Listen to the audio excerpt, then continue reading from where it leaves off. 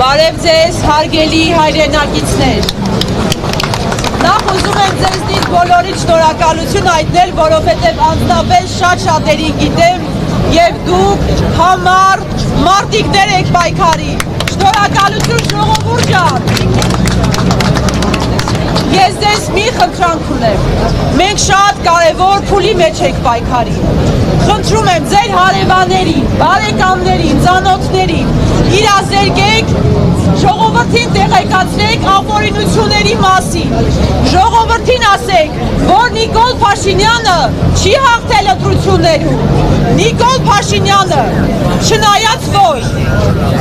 իրականացրել է զանգվածային ընտրախախտումներ են եղել, չնայած նրան, որ հանրային հետապնդման ռեժիմը գործել է որպես քաղաքական գործիք, չնայած որ ամբողջ քարոզարշավի ընթացքը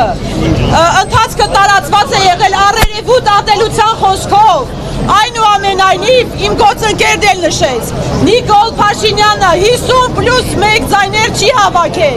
Նիկոլ Փաշինյանը լեգիտիմ չի եւ ընդհանրապես քաղաքացիական պայմանագիր կուսակցությունում դեֆիցիտի մեծ պակաս կա։ Սիրելի հայրենակիցներ, այս ընտրությունները եղել են ոչ ազատ եւ ոչ հավասար պայմաններով։ Ամբողջ ընթացքում ուժեղ Հայաստանի առաջնորդը հնարավորություն չի ունեցել շփվելու իր ընտրողի հետ։ Այդ հնարավորությունը ունեցել է Նիկոլ Փաշինյանը, բայց չի շփվել։ Նա սպառնացել է ժողովրդին, նա մոտ է ճոճել իր ժողովրդի վրա։ Հիմա կասեք Անուշ ջան, դուք չէիք սպասում, որ Նիկոլ Փաշինյանը կդրսևորի ոչ ժողովրդավարական վարքագիծ։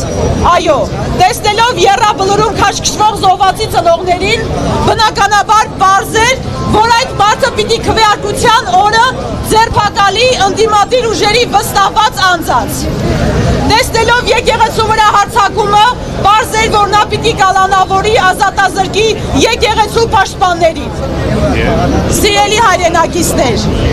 դրա համար մենք բոլոր օրինական ճանապարհներով պայքարելու ենք մինչև վերջ։ Ես մի բան եմ ուզում խնդրել, այս ողջ պայքարի ընթացքում խնդրում եմ չհուսահատվել,